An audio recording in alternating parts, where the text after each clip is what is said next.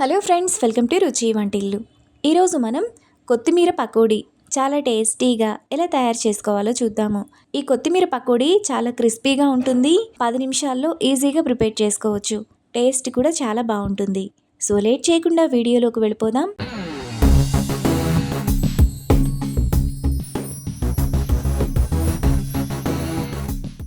ముందుగా కొత్తిమీర పకోడీ చేసుకోవడానికి 2 కట్టల కొత్తిమీరను చివర్లు కట్ చేసుకొని 3-4 సార్లు బాగా కడిగి ఆ నీళ్ళన్నీ పోయేలాగా ఒక స్ట్రైనర్లో వేసుకొని పెట్టుకోవాలి. ఇప్పుడు ఒక బౌల్ తీసుకొని అందులో 1 కప్పు శనగపిండి, 1/2 టీ స్పూన్ పసుపు, టేస్ట్కి తగినంత ఉప్పు, 1/2 టీ స్పూన్ కారం, కొద్దిగా నీళ్లు, కొద్దిగా వాము కూడా వేసుకొని ఒకసారి కలుపుకోవాలి. నీళ్లను ఒకేసారి పోయకుండా కొద్ది కొద్దిగా పోసుకుంటూ పిండిని ఈ విధంగా కలుపుకోవాలి.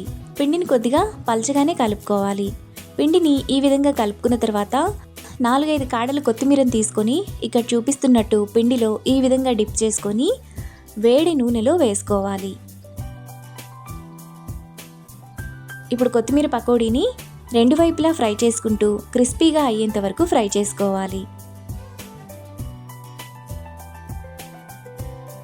కొత్తిమీర పకోడీ ఈ విధంగా ఫ్రై అయిన తర్వాత వాటిని ప్లేట్లోకి తీసుకోవాలి.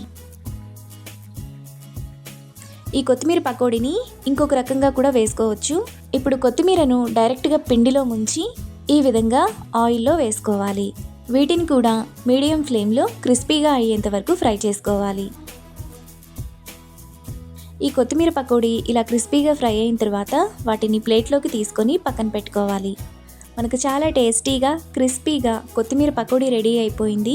ఇప్పుడు వీటిని టమాటో సాస్తో సర్వ్ చేసుకుంటే ఎంతో టేస్టీగా సింపుల్గా చేసుకునే కొత్తిమీర పకోడీ రెడీ. ఈ రెసిపీని మీరు కూడా ట్రై చేసి మీకు టేస్ట్ ఎలా కుదిరిందో నాకు కామెంట్స్లో షేర్ చేయండి. ఈ వీడియో కనుక మీకు నచ్చినట్లయితే లైక్ చేసి, షేర్ చేసి, సబ్స్క్రైబ్ చేయండి.